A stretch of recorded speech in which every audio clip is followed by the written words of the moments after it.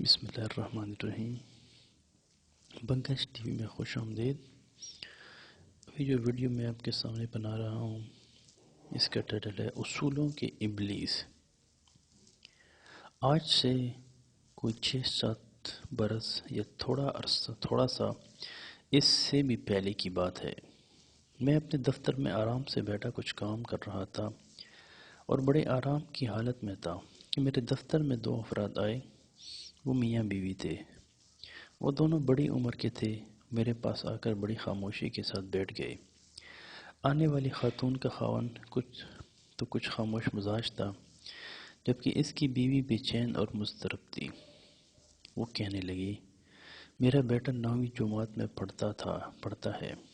ان کے school living certificate پر یہ بھی لکھ دیا کہ انہیں کسی اسکول میں داخلہ نہ دیا جائے، کیونکہ انہوں نے ڈسپلن میں سخت رخنہ ڈالا ہے۔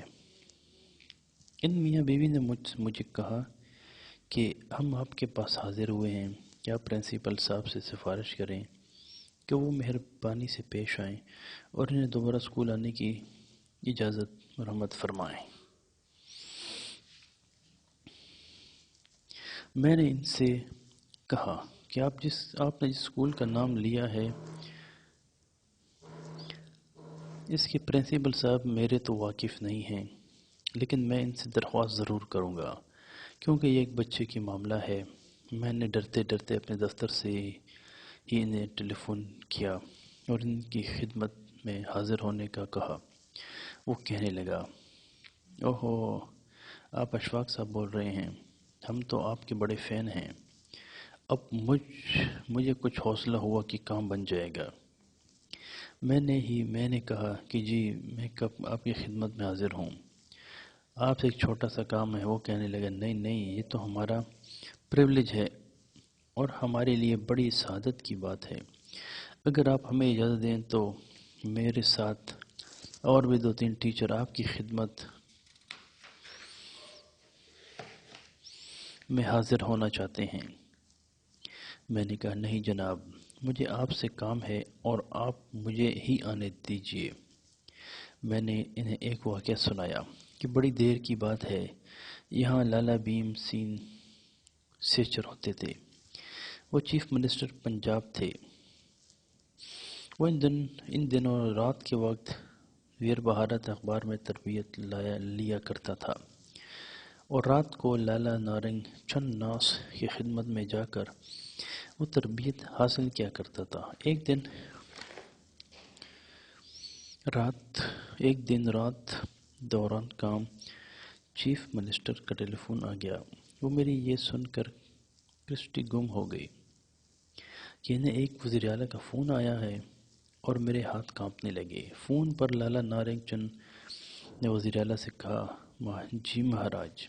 دوسری طرف سے کچھ بات ہو گئی جس پر لالا نارنگ چند کہنے لگے کہ مہاراج آپس جسٹ، ہندی کا لفظ مطلب آپس کی بات یہ ہے کہ آپ سے کوئی کام ہوگا تو ہم آپ کی سیوا میں حاضر ہوں گے، اور جب آپ کو ہم سے کوئی کام ہوگا تو آپ ہمارے پاس آئیں گے۔ چونکہ اب آپ کو ہم سے کام ہے تو آپ دفتر تشریف لے آئیں۔ میں یہ سن کر حیران ہو گیا کہ اللہ، ایسے بھی ہوا کرتا ہے کہ وزیر اعلیٰ کو خود آنا پڑا۔ میں نے پرنسپل کو یہ واقعہ سنا کر کہا، اب چونکہ مجھے آپ سے کام ہے لہٰذا میں آپ کی خدمت میں حاضر ہوں گا۔ وہ کہنے لگا، آپ بالکل تشریف لائیے، مل کر چائے پئیں گے۔ میں نے بچے کا دام لے کر اور ان سے دعا کرنے کا وعدہ لے کر انہیں رخصت کیا۔ اگلے دن میں پرنسپل صاحب کے حضور حاضر ہوا۔ وہاں ان کے پاس اور استاد بھی بیٹھے ہوئے تھے۔ وہاں میرے ڈراموں کی بات ہوتی رہی، ادھر ادھر کی باتیں بھی ہوتی رہیں، اور میں دکا بکا اس بات کا انتظار کرتا رہا کہ جیسے ہی موقع ملے اپنے آنے کا مقصد عرض کروں، مسکراتے ہوئے۔ جب ذرا خاموشی ہوئی تو میں نے انہیں کہا،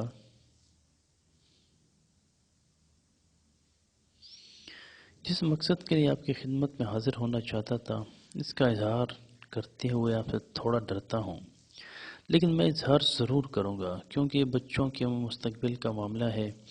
اور ساری بات سنا دی اور اس کے سخت حکم سے انہیں آگاہ کر دیا۔ انہوں نے میری بات سن کر کہا، اشفاق صاحب، وہ جو فیصلہ کر چکے ہیں وہ کر چکے ہیں، اب واپس نہیں لیں گے، اور آپ سے بھی توقع رکھتے ہیں کہ اس کی حمایت کریں اور عمل کریں۔ میں نے کہا، دیکھیے، وہ بچہ بہت بہت شرمندہ ہے، اور میں سمجھتا ہوں جو دوسرا بچہ جس کے ساتھ اس نے جھگڑا کیا، وہ بھی اپنی جگہ شرمندہ ہوگا۔ آپ ان کو معاف کر دیں۔ انہوں نے کہا، نہیں اشفاق صاحب، یہ بات اصول کی ہے۔ میں نے کہا، دیکھیے، کبھی کبھی اصول چھوڑ بھی۔ انہوں نے کہا، نہیں، اصول چھوڑنے سے ہمارے ملک کو بڑا نقصان ہوگا، لہذا وہ اصول نہیں چھوڑیں گے۔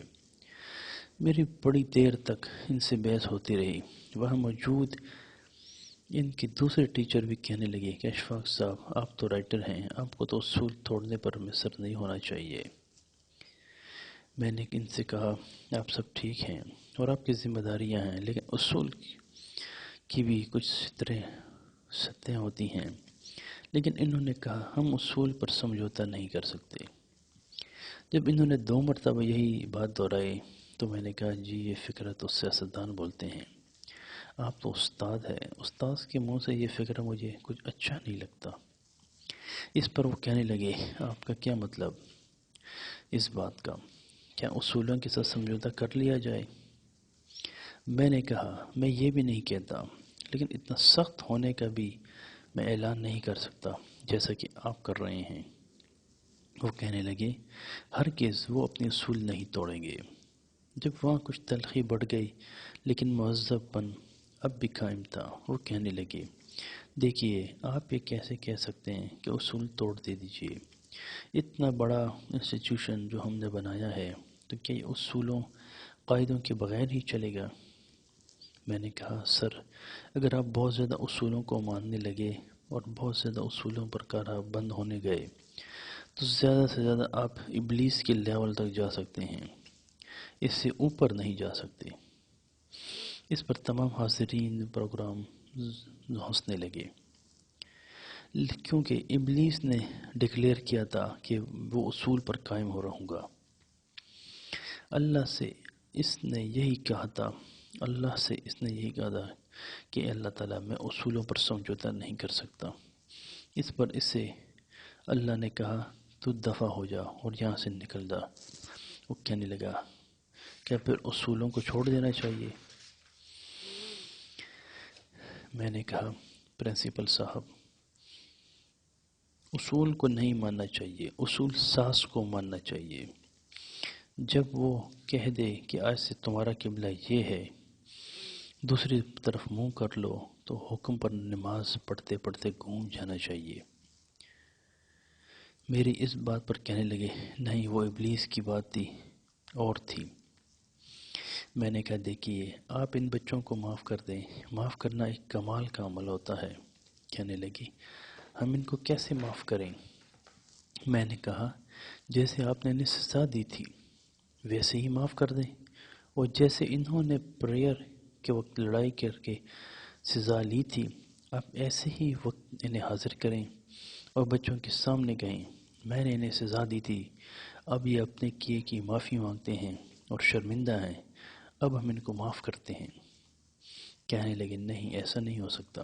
میں نے کہا، سر، آپ ان کے استاد ہیں، آپ ان کو اصولوں کی تعلیم دیں، آپ ان کو زندگی بسر کرنے کے طریق بتائیں، آپ ان کو ریجٹ رہنے کا اصول بھی سکھائیں گے، معاف کرنے کا اصول بھی آپ ہی بتائیں گے۔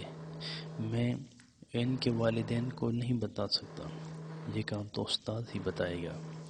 میں نے کہا، دیکھیے، اگر یہ بچہ کسی طرح سے آپ کے ہاتھ سے نکل کر بیرونی ملک چلا گیا، وہاں جا کر اس نے تعلیم حاصل کی اور یہاں آ کر کرسی ایس کا امتحان پاس کر کے شیخو پورہ یا کوہاٹ کا ڈپٹی کمشنر لگ گیا، تو اسے تو معاف کرنا آتا ہی نہیں ہوگا اور کسی نے سکھایا ہی نہیں ہوگا۔ تو پھر اب وہ کیا کرے گا؟ انسانیت کو کیسے معاف کرے گا؟ وہ کہنے لگا اشفاق صاحب آپ کی دلیل تو ٹھیک ہے لیکن ہم ایسا نہیں کر سکتے۔ میں نے کہا آپ ان کی تعلیم و تربیت کیسے کرتے ہیں؟ وہ ایک استاد کی طرف اشارہ کر کے کہنے لگے آپ اشفاق صاحب کو بتائیں۔ تو ماسٹر بتانے لگے ہماری 8ویں جماعت کی کتاب میں معاف کرنے کا فلاں واقعہ ہے۔ کتاب سے اس نے رسول اللہ صلی اللہ علیہ وسلم پر کوڑا پھینکنے والی بڑھیا کا واقعہ سنایا، جس پر آپ اس خاتون کے برے سلوک پر بغیر اسے کچھ کہے چلے جایا کرتے تھے، اور بڑھیا کی بیماری پر حضور کی طرف سے اس کی خبرگیری پر وہ بڑھیا مسلمان ہو گئی تھی۔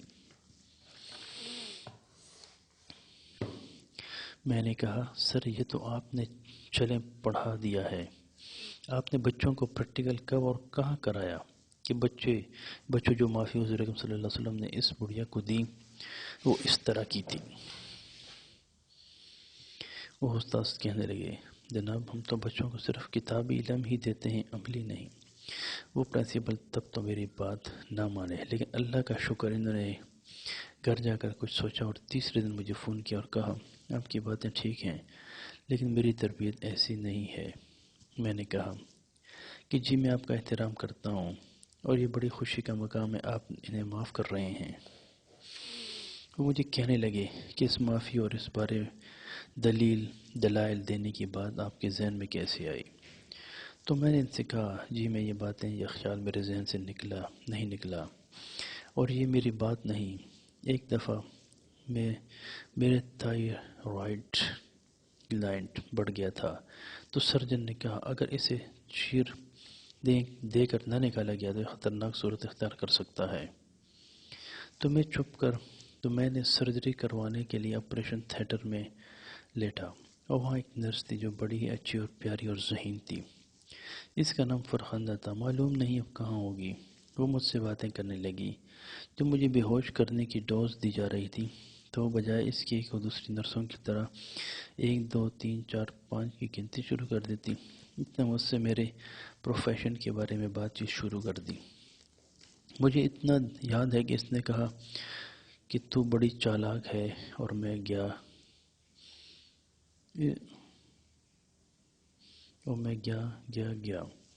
جب میں آپریٹ ہونے کے بعد ہوش میں آیا تو میں نے اس سے کہا فرخندہ تو مجھے یہ بتا کہ تیرا کتنا تجربہ ہو گیا ہے؟ اس نے کہا بحیثیت ایک نرس مجھے کوئی 9 سال ہو گئے ہیں۔ میں نے کہا تو نے بڑے عجیب و غریب مریضوں کو اپنے ہاتھ بے ہوش کیا ہوگا اور ڈیل کیا ہوگا۔ کہنے لگی اشفاق صاحب میں نے یہاں آ کر یہ سیکھا ہے کہ میری زندگی نے مجھے سکھایا ہے کہ زندگی اور موت کے درمیان کوئی خاص فرق نہیں ہے۔ ایک راستے سے بندہ آتا ہے، وہ کھڑا ہو کر کیمرے کو فیس کرتا ہے اور ایک بڑے اچھے سے بنے ہوئے راستے سے گزر جاتا ہے۔ میں نے کہا اس بات کو تسلیم کرنے سے ہمارا حوصلہ نہیں بڑھتا۔ اس نے کہا میرے ہاتھوں سے بہت سارے آدمی ایسے گزرے ہیں اور وہ ایک خاص سٹیج یا مرحلے پر آ کر بڑے خوش و خرم اور پرسکون ہو جاتے ہیں۔ صرف ایک مریض آئی ہے جو مشکل میں مبتلا تھی اور ایسی مریضہ تھی جس نے اپنی بہن کے ساتھ کوئی زیادتی کی تھی اور اب وہ بڑی شدت کے ساتھ احساس جرم میں مبتلا تھی اور اب اس کا کوئی مداوع نہیں ہو سکتا تھا اور اس کو مشکل پڑ گئی تھی۔ فرخندہ کہنے لگی میں نے اس خاتون کی کیفیت سے نتیجہ نکالا کہ انسان زندگی میں خدا کا گناہ کرے شوق سے کرے کوئی بات نہیں، بندے کا گناہ کبھی نہ کرے، کیونکہ خدا کے کسی حکم عدولی کی معافی زندگی کے کسی مقام پر بھی مانگی جا سکتی ہے، لیکن بندے کے ساتھ کیا گیا گناہ صرف بندہ ہی معاف کر سکتا ہے۔ خدا تعالیٰ نے یہ اختیار بندے کو بھی دیا ہے کہ آیا وہ اسے معاف کرے یا نہ کرے۔ اب وہ مریضہ کو روگ یہی تھا کہ وہ اپنی بہن سے اس جرم کی معافی مانگ سکتی تھی جو جرم اس نے اپنی بہن کے ساتھ کا دل دکھا کر اسے پریشان کر کے یا کسی اور طریقے سے کیا تھا۔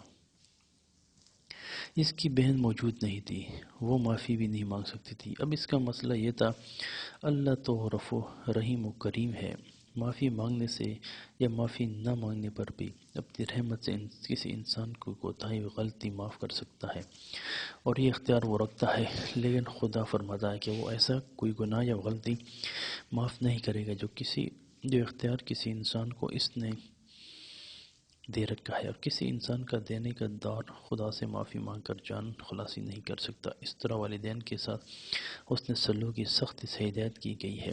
حکم یہ ہے کہ ان کے آگے اف نہ کرو، لیکن ہم آئے روز ایسی خبریں پڑھتے ہیں کہ بیٹے نے بوڑھے ماں باپ کے ساتھ بدسلوکی کی یا زمین کی خاطر بھائی کو مار ڈالا۔ اس طرح کی تکلیف دہ خبریں عموماً ہم پڑھتے ہیں۔ اب یہ ماں باپ ہوتے ہیں جو نہیں چاہتے کہ ان کا بیٹا یا اولاد نافرمان ہو اور دوزخ کا ایندھن بن جائے، اور وہ پھر بھی دعائیں ہی دیتے ہیں، اور اگر ذرا سی تکلیف پہنچے تو ان کا کلیجہ منہ میں آ جاتا ہے۔ میں نے آج کسی ماں کو اپنے بیٹے کی بددعا دیتے نہیں سنا۔ ایسی صلہ رحمی کی ضرورت بڑی برداشت کرنے کی بات ہے۔ کہا جاتا ہے یہ مذہبی منافرت کی وجہ سے واقعہ رونما ہوا۔ مذہب تو کسی قتل و غارت کی اجازت نہیں دیتا۔ دنیا کے کسی مذہب نے نہیں کہا کہ کسی بے گناہ کو یا ایسے شخص کو قتل کر دو جو آپ کے دین پر نہیں۔ دین تو کہتا ہے خود اتنے اچھے بن جاؤ کہ دوسرے مذاہب کے لوگ آپ کے مذاہب کو پسند کرنا شروع کر دیں۔ بات عمل کی ہے۔ ہم اگر اپنے اندر سے احساس جرم کرنا ہے تو محبتوں کے پھول بانٹنے ہیں، تو برداشت کا مادہ پیدا کرنا ہوگا، تعصب اور حسد ختم کرنا ہوگا، بے موقع بے وجہ تنقید بند کرنا ہوگی۔ لیکن ہمیں تو سکھایا ہی کرٹیسزم گیا ہے، تنقید کرنے پر بھی ڈگری ملتی ہے۔ دوستو، میں امید کرتا ہوں کہ آج کے بعد میں خود کو صلہ رحمی کی جانب ڈالنے کی کوشش کروں گا، اور ایسے سخت اصولوں پر کارآمد نہیں ہوں گا جو ابلیس کے اصولوں تک لے جاتے ہیں، اور آپ بھی خود میں ضرور مثبت تبدیلی پیدا کریں۔ اور آپ تو پہلے ہی ایسی کوشش کر رہے ہوں گے اور اس میں کامیاب بھی ہوں گے۔ البتہ میں نہیں ہو سکتا، لیکن میں کوشش ضرور کروں گا۔ اللہ تعالیٰ آپ کو آسانی عطا فرمائیں اور آسانیاں تقسیم کرنے کا شرف عطا فرمائیں۔ دوستو، بنگس ٹی وی کو لائک کریں اور میرے اس ویڈیو کو اپنے دوستوں میں شیئر کریں، اور بنگس ٹی وی کو سبسکرائب ضرور کریں۔ Thank you. اللہ حافظ۔